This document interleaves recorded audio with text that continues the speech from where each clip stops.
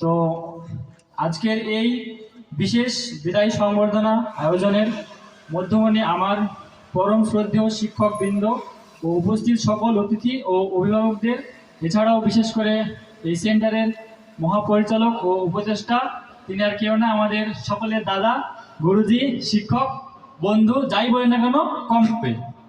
এছাড়াও এবং আমার সহপাঠী ছোট ভাই ও বোনেদের আমার তরফ থেকে সকলকে আন্তরিক প্রীতি ও শুভেচ্ছা জানাই। তো আমি কিছু অল্প কথা বলতে চাই।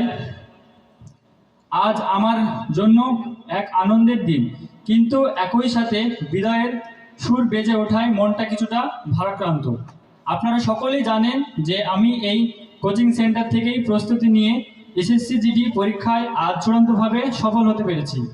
আজ যখন আমি আমার গন্তব্যের খুব কাছে দাঁড়িয়ে, তখন পেছনের দিনগুলোর কথা খুব মনে পড়ছে। আজও মনে পড়ছে সেই প্রথম দিন যখন এক বুক ভরা স্বপ্ন নিয়ে আর কিছুটা জড়তা নিয়ে এই সেন্টারের বারান্দায় পা রেখেছিলাম। আর আজ যাওয়ার সময় এসেছে। এখন বুঝতে পারছি আমি এখানে শুধু পড়াশোনাই শিখিনি, শিখেছি জীবন গড়ে ওঠার সাহস।